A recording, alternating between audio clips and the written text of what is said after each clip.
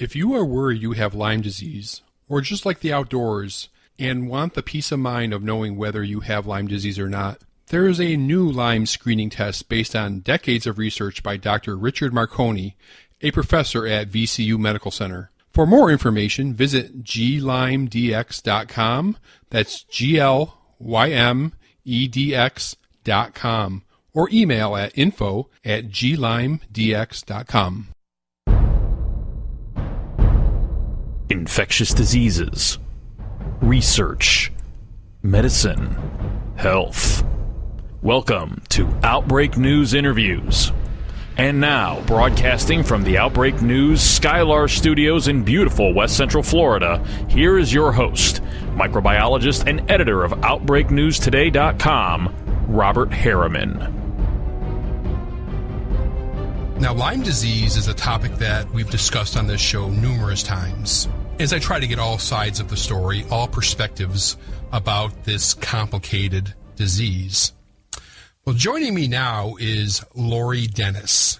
Lori is a registered psychotherapist, and she is the author of a soon-to-be-released book called Lyme Madness.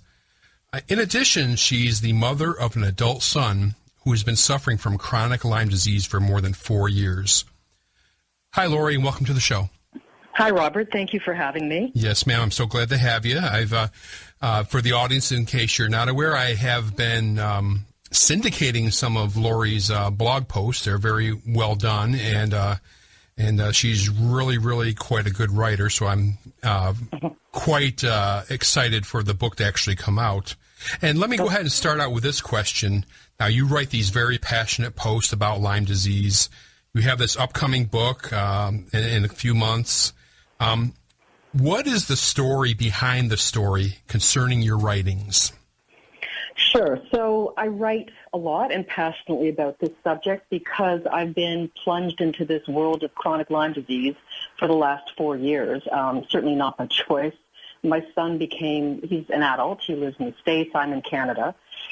He became really ill about 4 years ago, acutely ill, and it took about 18 months and 20 doctors in the heart of New York City to try to figure out what was wrong. It was this whole cluster of symptoms that just sort of went unexplained, and we had one misdiagnosis after another and one treatment protocol after another, and nothing was helping. And after 20 specialists, only one of those 20 specialists thought to even test him for Lyme disease. That test came back negative, so they shelved it as a possibility. And then a few months later, several months later, when he was really in crisis and we didn't know where to turn next, somehow my instincts kicked in and Lyme disease came to mind for me. We got him to look at his tests again. We did some research. I know that doctors hate the word Google, but I Googled Lyme disease and I found, the myriad of symptoms that can present with that disease. And lo and behold, I knew that was it.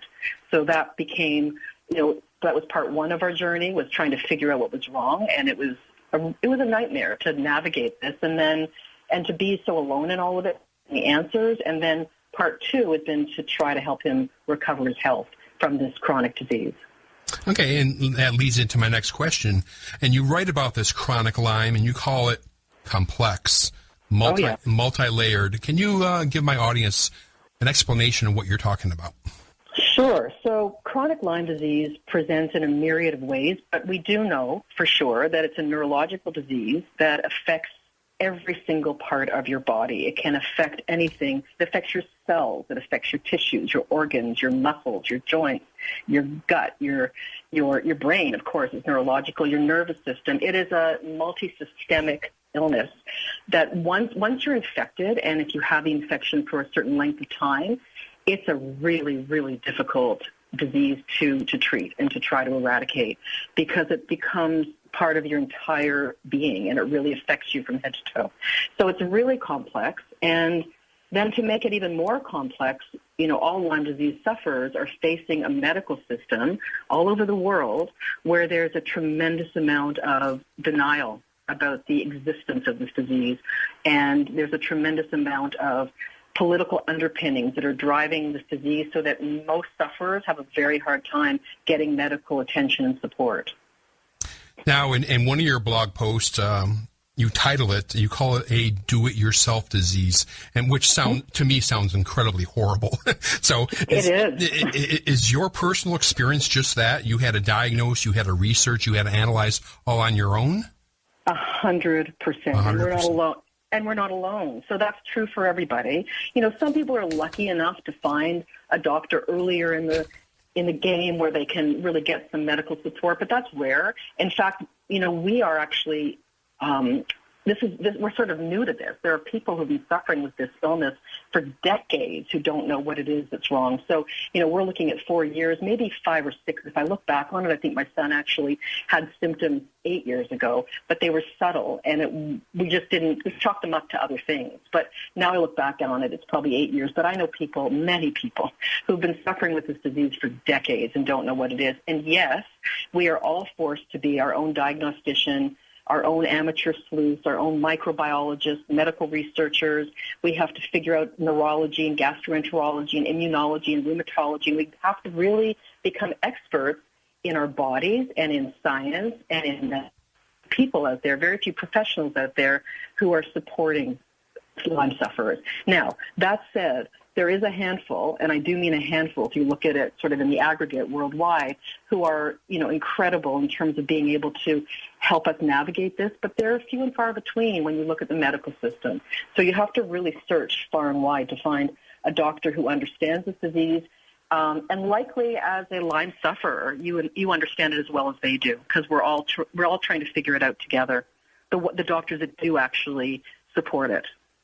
Now, one thing, what I learned in college and what I was reading during the 80s and the 90s and into the beginning of this century was, and I know people that were they went through the, 2 weeks or 4 weeks of antibiotics, and they were completely cured. Do you deny that's possible? I do deny that that's possible. Really? Yeah, I think that, yes. I absolutely, I don't want to say deny. I do not have one shred of evidence in my personal experience, speaking to hundreds of people and reading all that I've read in order to write this book and write about it, and my own experience that you can be cured of Lyme in, what did you say, 2 to 4 weeks? No. Yeah. I've talked to people that have said that, yeah. So maybe they were. Unless they were caught very early. Thank you. So maybe they were the very small percentage, and I do mean a small percentage of lucky ones who saw the tick that bit them, if it was a tick at all, because it can be transmitted in other ways. Right. But let's say they were the lucky ones who saw the tick, who got to a doctor, who got on antibiotics, and yeah, that's possible, absolutely. But let's call it, and of course nobody knows 100%, but let's call that 20% of people who have, who are bitten by a tick and somehow Lyme is transmitted. But the other 80%, no, that's not possible. They're not going to get well in 2 to 4 weeks. We're on year 4 of trying to recover, and many people spend their whole lives trying to recover from this disease. It's an immunosuppressive disease, which I don't think I said earlier. When I said it affects you from head to toe, it kills your immune system. So you're always fighting. You're always fighting dormant viruses and other infections, and your immune system just isn't working, much like AIDS.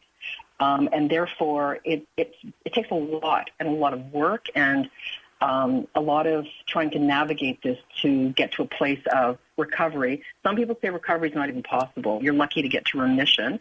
I really hope that recovery is possible. I try to be optimistic about that, and I think it's different for everybody. Some people are much sicker than others, as you would imagine. Mm-hmm. Many people are, homebound in wheelchairs. They have feeding tubes. They can't work. They can't function. Obviously, people are sick to varying degrees, but anybody who has chronic Lyme, meaning they have a late-stage infection, is really suffering on a daily basis. But some suffer so much that they can't leave their house, they can't leave their bed. Right. They're in wheelchairs, they have feeding tubes, and they can't function. So there's a spectrum for sure. But anybody who has Lyme disease that wasn't caught at the very start, like I'm suggesting the very day you get bitten, is going to end up with a chronic disease. Okay.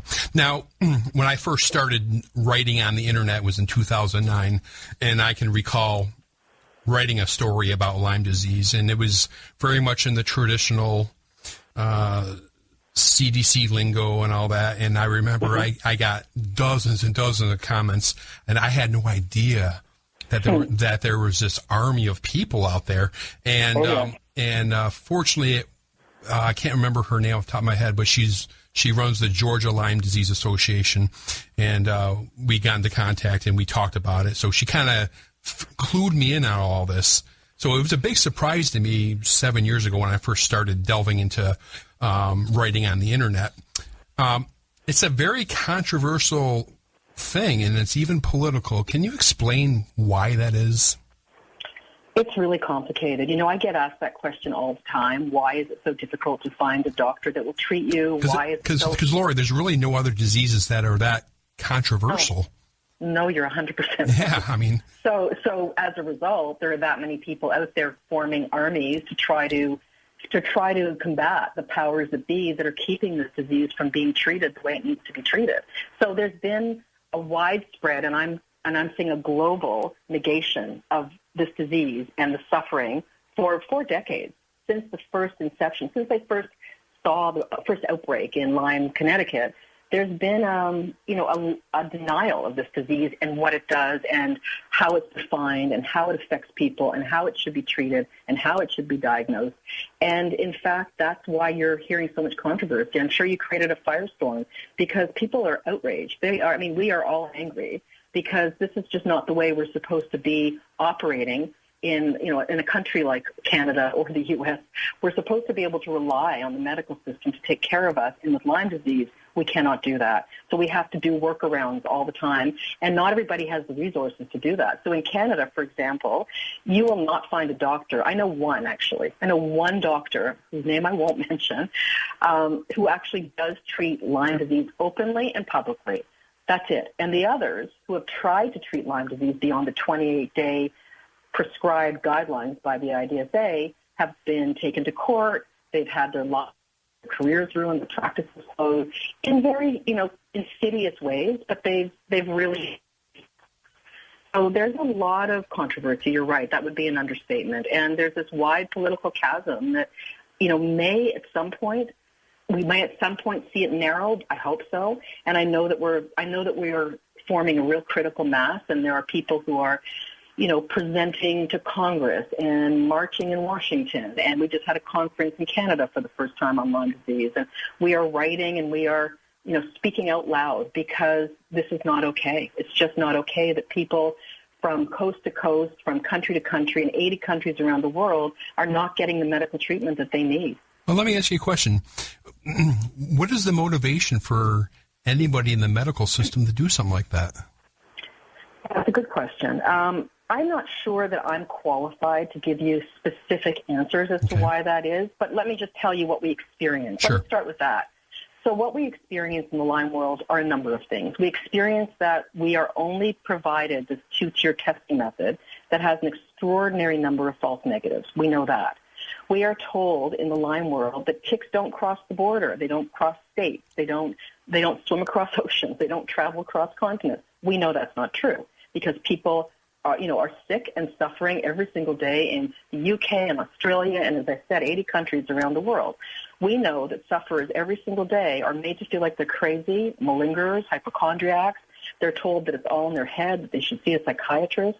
If you told a cancer patient that it's all in their head, people would be outraged. But somehow with chronic Lyme disease, it seems to be okay. And that's happening in doctors' offices every day. Again, what we're experiencing is a lot of, medical and political doublespeak, and, there's a lot of blaming the victims for their suffering. There's a lot of denying the peer-reviewed journals and a lot of mocking Lyme sufferers and advocates. So all I can really tell you is what we're experiencing, and that doctors are, having their license expropriated. We know that for sure. Mm-hmm. And people are being kept very sick and infirm and not being given the medical treatment that we need. And then Lyme Disease Awareness Month was in May. Right. And at the same time, to add insult to injury, we're getting international headlines about the Zika virus, which I'm sure is horrible and hideous. And I'm sure you've talked about it on your show and you've written about it. Mm-hmm. So no one's denying that. But somehow they're getting this swift and aggressive action, and money's being poured into this virus, and we are 4 decades into this, and no one's paying attention. So, the subhead of my book is where millions are suffering and few are listening, and that's the experience of chronic Lyme disease sufferers. Okay. Now, you say your son is here in the States, right? Yes, he is. Okay, so what kind of problems is he having with his health insurance and his Lyme disease treatment? I'm actually not that involved in his insurance coverage. We certainly we help him with his expenses because we want to do that, and I know that he's had some reimbursements for some treatments. But I can tell you here in Canada, because I'm not only am I writing this book and am I helping him to navigate his healthcare, but I'm very in touch with what's happening here in Canada, Sure. and I can tell you that most people are not getting disability insurance because how can you possibly get an insurer to provide disability insurance when it's not a real disease or when it's not being validated by the medical community? So you end up getting denied. I just had actually a meeting with a lawyer where I live, and he does a lot of work with, as he calls it, invisible disabilities, and Lyme being one of them, and he does have some success, but it's a really difficult fight. It's a difficult battle. So, if I can just speak generally, not really about my son, but generally people are having a very hard time getting coverage. So, they're victimized. Lyme sufferers are victimized in so many ways. They've got the medical community that won't acknowledge their illness. They have their family and friends who roll their eyes and walk away because they just don't understand the whole thing because their doctors aren't validating it. Insurance companies are not covering their disability. Now, you're in Canada, and you guys have a universal healthcare system. How does this system handle such a complex treatment as Lyme disease? They're not handling it. You can't get treated here. So every Canadian, other than maybe some Canadians in British Columbia where naturopaths have a license to prescribe antibiotics, it's the only province where that's the case, every Canadian has to go to the U.S. for antibiotic treatment. So we're not handling it at all. And I'm not exaggerating when I say every Canadian. This is across the board from coast to coast, with some exceptions in BC. Wow. So we're not handling it at all. So we just had a conference in May, the first ever conference about Lyme disease, because there was a bill passed in the Senate a year and a half ago. In Canada. Okay. to talk about a federal framework for diagnosing and treating Lyme disease. So a year and a half later, there's a conference to talk about how to move that forward.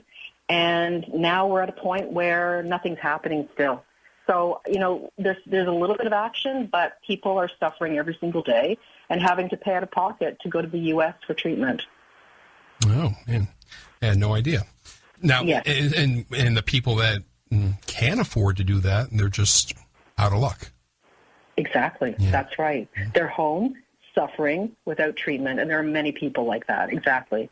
And people die of this disease. Like, I'm not sure if your listeners are aware of that, but this is a disease that does lead to death, either by, someone's own hand because they just can't handle the suffering anymore. It's just too much to bear, or because it leads to Lyme carditis, which is a heart infection, or it leads to other things that can lead to death. So there is a fatality rate, but it's hard to know what the number is because they're not really, it's not really looked at very carefully by the medical community. Yeah. Well, let me ask you a question. This is something I have a real hard time wrapping my head around. Sure. I know that there are at least a handful of experts at the U.S. CDC that's probably what they concentrate on is Lyme disease, and I have a hard time. Why would they not be saying the things that you're telling me now? I just don't. I have a hard time grasping that. So what have they told you? You've spoken to them directly? No. Oh my God, it's so hard to get a hold of the CDC. You got to go through layers of bureaucracy. I've given up on that. Exactly. Yeah, but no, I mean, just in general, you would think, hey, I'm a PhD, an expert on Borrelia, and the stuff that Lori Dennis is saying is true. Why don't they come out and say that? They're not going to. It's not going to happen. Yeah. I'm trying to be very careful in the way that I describe why not, because understood. Ultimately, I'm a mother who has a son who has been sick for 4 years, who's actually doing quite well at the moment, thank goodness, but it's been a nightmare. And I've had to try to understand this disease and understand the world of Lyme. And I've been plunged into this very dark, toxic, politically crooked or twisted world. And I just know that there are a lot of reasons as to why they don't admit to it, and they just don't. I mean, for example, the CDC and the IDSA still maintain after 4 decades that Lyme disease is hard to catch, very hard to catch, easy to diagnose, and easy to treat. Now, either that's true, and we all believe what they're saying, and if that's the case, then we have to believe that there are millions of people who are suffering under this mass delusion that they're sick, and they really, for some reason, they're getting some benefit out of not working and not functioning and suffering every day and not being able to leave their home and losing their livelihood and their family members. And there's got to be so that doesn't make any sense, does it? I mean, no. Exactly. I get it. So there's that possibility, which I don't think is a possibility. I know that it's not. And then there's the possibility that somehow the CDC and the IDSA are benefiting from keeping Lyme disease a very limited disease, where they really try to make people believe that it's really just a small nuisance condition, a little bit of an arthritic problem that can be cured in 28 days, as you've said, 2 to 4 weeks with antibiotics. It's just not true. Yeah. And I know that it's not true. And there's a lot of scientific evidence that says it's not true. And I know I'm not arguing with you. I'm just trying to. No, and I get all that, but they don't do that with measles. I know CDC is not the perfect organization. I get that. I have a lot of criticisms of them myself. However, they don't do that with measles. They're not doing that with Zika. They don't do that with anything else. So when I spoke to some top Lyme advocates, and I don't pretend to be one of them. I'm just out there having a voice because this has been an outrageous nightmare. Well, you're doing a really good job, by the way. Thank you. I'm doing my best. But I can tell you that there's some really aggressive top Lyme advocates out there that I've been in touch with over the last couple of years. And, they will say, just go back and look at the Dearborn Conference. So there was a conference in Dearborn, I think it was 1994, where a lot of representatives from the CDC, the IDSA, and others got together to talk about Lyme disease. I guess it was 20 years after the first outbreak, and they, in that conference, defined Lyme disease as a very narrow, limited, sort of arthritic condition. And then if you follow the chronology, a vaccine for Lyme disease came out a few years later. And that vaccine was really dangerous, and it really caused a lot of problems, or a lot of adverse side effects, or problems for people where they ended up contracting Lyme disease from the vaccine itself. So they had to pull it off the market, and it's been a disaster ever since. And I just think there have to be reasons, and I don't know what they are exactly, but there are reasons that there are people who are keeping this from being the disease that it is, or keeping people from understanding what it is, and there's the vested interest that they have, and I don't really want to go any further with that. Sure. Except to say that there's something fishy in Lyme land, and we know that for sure. Why the CDC doesn't admit it, you'd have to ask them, actually. I think that's the best way to present it. You kind of have to, and I don't think you'll get any answers. So I say that facetiously. No, you're not going to get answers. I have contact, because I've had a variety of different people on the show talking about this topic, and mostly the advocates will come on. The IDSA has turned me down, and I can't get through to the CDC. The CDC I've had on for other topics, I have to say. Oh, yeah. Sure. Yeah. They're going to go on TV and talk about the Zika virus, absolutely. Yeah. And they'll shed a tear. I think it was the head of the CDC that shed tears on television about the Zika virus, which, again, I'm not in any way negating. I'm suggesting that people must be suffering from that. But people have been suffering from chronic Lyme disease for 4 decades, if not longer. And there are no tears shed. There's no money being poured into it. There's nobody admitting that this is even a problem, and it's a pandemic. We're talking about millions of people suffering around the world. It's not a small number.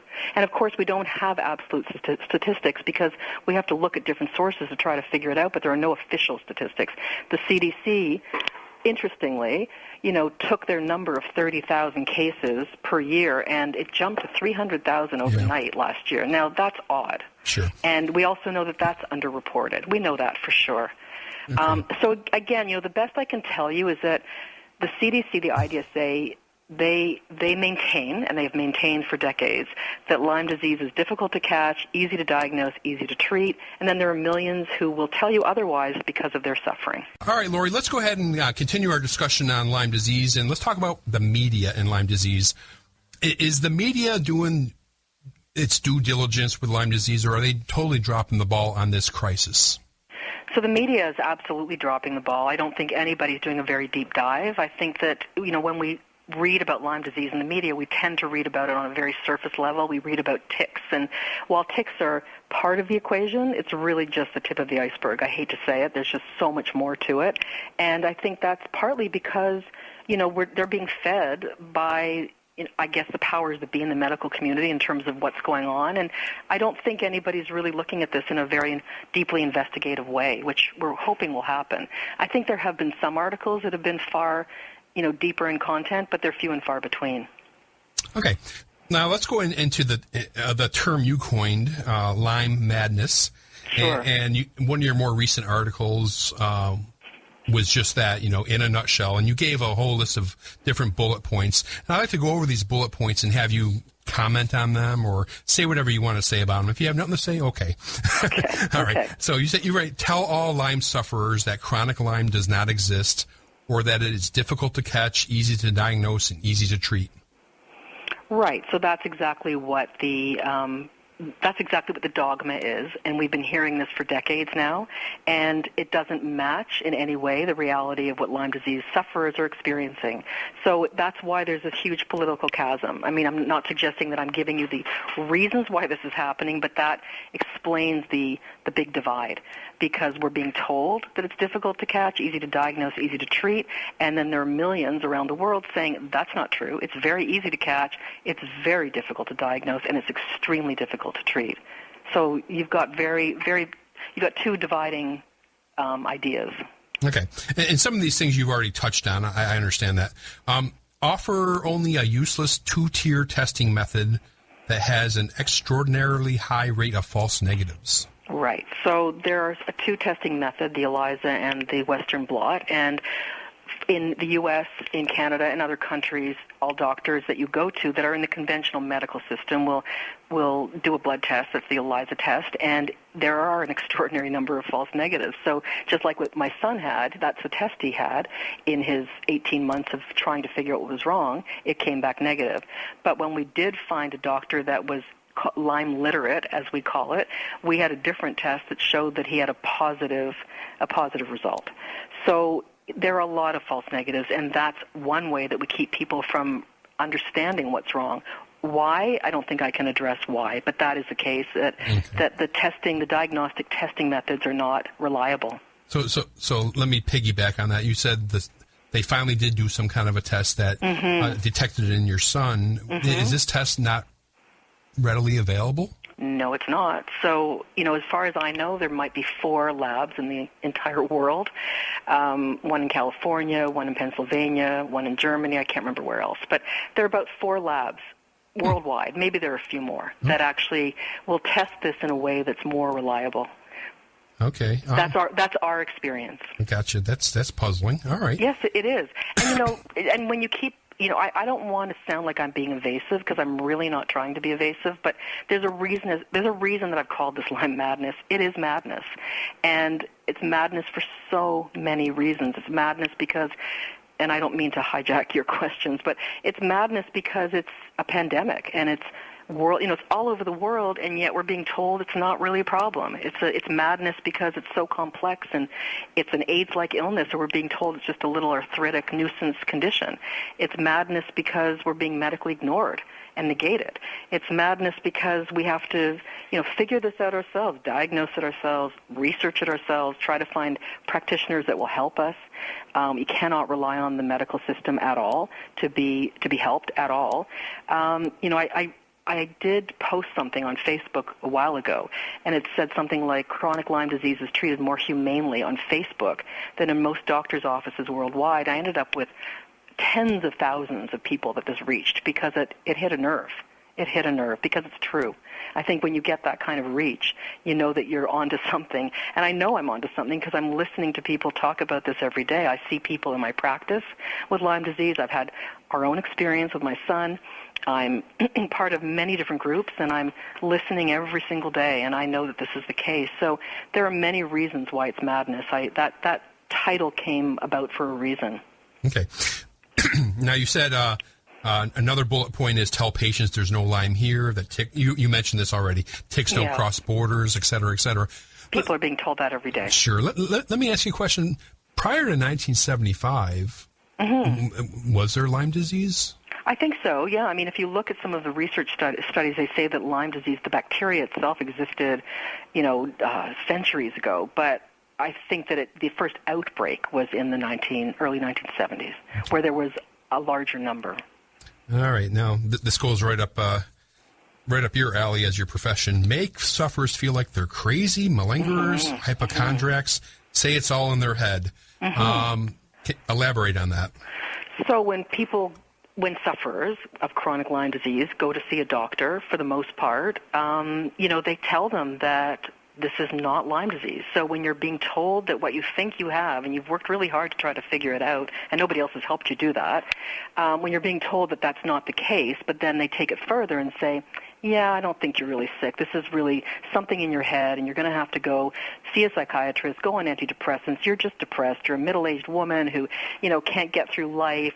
I have a whole list in my book of things that are said to patients in doctors' offices all over the world that would make your hair curl. You just can't believe the things that are being said because, this whole let's call it dogma, that's being promulgated by the powers that be is trickling down to doctors all over the world. And I don't know if it's willful ignorance. I don't know why, but I can just tell you that the experience of millions of people is that doctors will just tell you that it's all in your head, you're a hypochondriac, just go see a psychiatrist and they'll figure it out for you. And this is my profession, so I'm not in any way making fun of psychiatrists. Right. I mean, I'm a psychotherapist, not a psychiatrist, and there's a difference. Right. I'm not a medical doctor.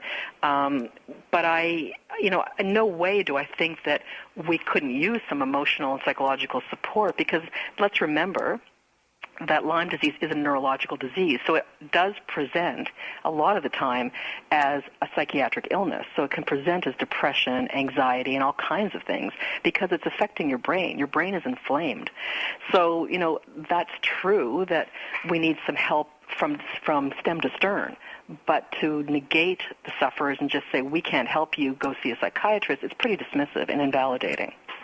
What's post-treatment Lyme disease syndrome? Right. So that's another name for Lyme disease that some doctors choose to use. And the way I look at it, this is just my own personal bias, but I think it's a euphemism for we treated you. We gave you 28 days of antibiotics. This is really not anything we can help you with. We're finished with anything we can do. So now you go figure it out and go see a psychiatrist or go home or it's all in your head and, we've treated you. So it's just lingering feelings that maybe you're just making up, you're being a hypochondriac. They're not real. It's something else, and that's what post-treatment Lyme disease syndrome is. So it's political doublespeak. I don't think it means anything except that we treated you. We have nothing more we can do for you. Go home. So are some of these patients being told they have other conditions, fibromyalgia, or yes. I mean, yes. So that's common. That's very common. Yeah. So, again, in all my research and, the couple of years that I've been reading about this and living it every single day, everybody in the Lyme world knows that Lyme disease is known as the Great Imitator, possibly imitating any one of 350 conditions. So there is a lot of, there's an intersect between Lyme disease and fibromyalgia and chronic fatigue and Alzheimer's and Parkinson's and lupus and rheumatoid arthritis, and the list goes on and on and on. So yes, there are a lot of misdiagnoses. So people who are sick for decades, many people have been told they have one of these other conditions when in fact it's really Lyme disease that's driving it. But then they might not find that out for decades. Gotcha. So the next couple of bullet points I found interesting. Deny all peer-reviewed Lyme scientific journals and scientists, calling them bogus. Right. So we do have a lot of research on our side that says that chronic Lyme disease exists, and there's a lot of evidence-based research to say so. But there are a lot of people in the medical community who deny that that's the case, which is part of the war. I mean, these are Lyme Wars. That's what they are. We're at battle every day. So that's going on. And just to the next point, to add to that, Lyme sufferers and advocates are being mocked, and they're being called anti-science, Lyme loonies, Lyme nuts, in all kinds of blogs, and by all kinds of medical professionals. Yeah, so that's what we're up against. Well, I can tell you the comments on my website are never like that. They're always the Lyme advocates. They flood the comment section. I don't get this other Lyme loony stuff. Right. So you're not getting comments from the people that we're up against. You're getting comments from people like me, or you're getting people from advocates who know what the reality is. There's no denial of the reality in the people that are commenting on your blog. Yeah. But believe me, this is happening all the time. I can send you scientific journals. I can send you federally funded scientific journals that say this. So we're not just talking about internet stuff. We're talking about serious, scientific, peer-reviewed journals where Lyme disease sufferers and advocates are being called anti-science, and they're being mocked. I can send those to you. Okay. Oh, yeah. Well, you'll be joining Bruce Fries and some others, and I've spoken with Bruce, yeah. Yeah, I've had him on the show before. Sure. Nice guy. Keep people sick and infirm so they won't be strong enough to fight back, and perhaps this whole mess will eventually go away. That's pretty strong. It is pretty strong. This is one of my conclusions based on the reality of what people are experiencing. Because, you're trying to figure out why. I'm still trying to figure out why. I've been researching this, as I said, every day for 2 years. I could point to the whys. I don't want to do that because I don't want to implicate myself, and I've got to keep myself in a position of continuing to be the mother who's looking out for her son and at the same time looking out for the many other sufferers. I'm not looking to expose myself beyond what I already am. This is a very difficult position to be in, and we're up against a very, very powerful group, and I have to be careful in terms of what I say. But I can promise you that this is what's happening. I can't exactly explain why this is happening, but I can tell you that people are being kept sick and infirm, and there's lots of reasons as to why. And if you look at any industry, medical industry, financial industry, or any industry, you always know to follow the money. I mean, come on, we all know that. Look at what happened in the housing market. What was it, 2008 when the bubble burst? I mean, if you followed that, which I'm sure everybody did, we know that there's stuff that goes on behind the scenes. There just is. So I think in this case, there is stuff going on behind the scenes that I can't personally explain in detail or won't, but there's a lot going on because otherwise this does not make sense. And I know that this is all true. So what I'm telling you is what I'm experiencing, as I've said, hundreds of people that I speak to and I'm in touch with are experiencing, if not more than hundreds. And there are reasons. And in life, in corporate America, we follow the money. That's usually how we get to answers. Now, your next... Does that make sense? Yeah. I've heard it 100 times already. Okay. Yeah, I mean, I know it's a cliche. Yeah. But that's as far as I think I want to go. Sure. Your next one I find quite disturbing, and it's about expropriating licenses of physicians who dare to treat Lyme sufferers or take them to court and wipe them out. There's lots of stuff in the media that you would have read about. This is really happening. Oh, this is really happening. I've spoken to these people directly. One doctor here, where I live, did an interview for my book, and then when I was ready to actually get his consent, he decided to back out because he was taken to court for 16 years, and he was put through the ringer, spending millions of dollars, 16 years of his life, and he had to give up his license. This is just one example. Oh, yeah, I've spoken with them directly. I've read about them. I've seen them in the documentary, which you've probably seen. I hope you have, Under Our Skin. Yeah. Yeah. So, yes, this is really, truly happening. And you can look it up. I mean, you can just Google it. So who's Lyme doctors whose licenses have been expropriated, who have been taken to court, and who have had their practices shut down. Who's taking them to court, Lori? Well, I think in different places, I think, let's say, for example, this doctor that I spoke to here in Ontario, it was the College of Physicians and Surgeons, because somebody made a complaint and then they decided they didn't like the way he was practicing because he wasn't following the IDSA guidelines for Lyme disease.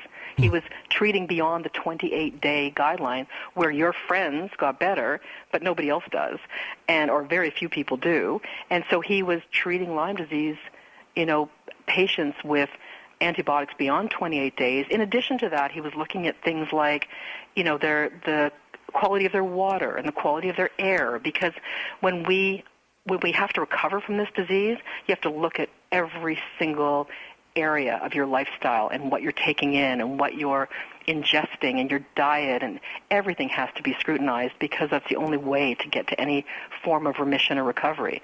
So he was doing that, and I can't tell you exactly why, but the college took him to task, and he lost his license, and he lost his practice, and he lost his livelihood, and it took, I think it was 16 years of court.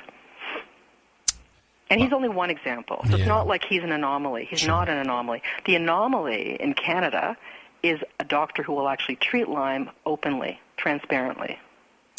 Yeah, that's just, that blows me away. Can I just say that it still blows me away? This is, I don't want to be in this Lyme world. Like, this is dark. It's ugly, it's toxic, it's politically twisted, and I don't want to be here, but I don't have a choice. I was plunged into this world. I'm not by nature an advocate. I live a very quiet life. But when something this outrageous is going on, I have no choice but to speak out. You know, I didn't actually even want to do this radio interview, but I feel compelled because I have to speak on behalf of the people who can't speak. And, yeah, I put myself at risk, and I expose myself, and that does not make me happy, and it makes me anxious, and I don't like it, and I don't want to be doing this, but I have no choice because, you know, I definitely am driven by a sense of justice, and this is the most unjust thing I've ever seen in my life. So I'm trying to read in between the lines here. So you're saying maybe doing this show, maybe writing your book, doing these blog posts are risking your profession as a psychotherapist? I wouldn't even say maybe. I think I have to be very cautious. I've been told, I've been warned. Really? I hired a defamation lawyer for my book, even though my book is just a little memoir. It's not, you know, it's not an expose, and it's not a scientific journal. It's a memoir, and yet I hired a defamation lawyer, absolutely, because I've been warned on many occasions by several people, yes. Okay. Well, I got about 6 minutes left. Let me try to get through the rest of this. You mentioned this already. There's, you know, let's show a ton of empathy towards those with Zika virus. And you're not the only one that's written that. I've seen that a million. I'm sure. Yeah. Well, because we're outraged. We're outraged by the fact that, and again, this is not to take away from the suffering of those with Zika. It's not a competition, but it is when we've been ignored for 40 years. Yeah, so that's your whole point. Then it's a problem. Right, exactly. Yeah. Get all media, politicians, doctors, and the public at large to believe that Lyme is no more than a nuisance. Right, which is really what people are told in doctors' offices every single day. I mean, you know, when you start to read blogs and Facebook posts and things like that on a daily basis, and you see the number of people that are being told this every day, that they can't have Lyme, that ticks aren't here, that there's no such thing, it's all in their head. You know, just go get some fresh air, you're just depressed, go see a psychiatrist. You know, maybe you're just making this up, you're a malingerer, you're a hypochondriac, and the list goes on and on and on and on. And this is, you know, in a huge amount of doctors' offices across the country and around the world, then, yeah, I think it's a problem. And somehow this is happening, and the media believes it, and politicians believe it, and many doctors believe this to be true, and nothing could be further from the truth, because people are suffering every day in ways that are really impossible to describe. I've witnessed it with my own eyes. I know what it looks like, much like the AIDS epidemic. When it first broke out, there wasn't much attention placed on it. In fact, they had to fight really hard to get attention for that disease. So we're in the same position. I think we've been fighting longer. Okay, one more question, and I want to go ahead and get into your book and get into your book for a few minutes. Sure. How's your son doing? You know what? He's actually doing quite well. It's been really rough. The last month or so, we found a new doctor. This is probably doctor number, I don't even know, 40. Let's say I haven't even counted. I think I lost count at 30. But I think we're in good hands right now. But again, you know, it's taken 4 years to find the doctor that's going to actually get him from, let's call it a 6 out of 10 on a daily basis to a 7 or 8. So that's what we're looking to do.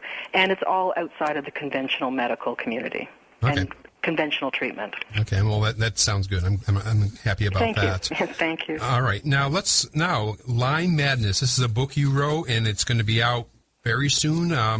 We got about 3 minutes. You have the floor. Okay, thank you. So yes, it's a memoir and a cautionary tale, and it chronicles our personal encounter with Lyme disease, and it also reflects the personal stories and the accounts of many other Lyme sufferers, advocates, supporters that I've met along the way, as well as some naysayers. And I think that it's going to be enlightening for a lot of people. And mostly what I want to do is provide some validation for those who are suffering, who are not getting the validation they need. Excellent. And if somebody is interested, when is the book coming out, and where can they find it? So my plan is to have it on Amazon by the end of August. That's what I'm working toward, and I'm working hard to get it out there. So, yeah, Amazon will be the best place to find it, and it will be there by middle to end of August. Excellent. So when I put out the podcast for this show, I will link back to Amazon and the various hyperlinks that you've given me in the past. And, right. However, it's not on Amazon yet, so they won't find it at this point. But by the middle to end of August, it will be up. Excellent. I'm looking forward to it. Thank you. Lori Dennis, the author of the upcoming book, Lyme Madness. Thank you, ma'am, for your time and expertise. Thank you very much. I appreciate it. You're so welcome. Okay. Thank you.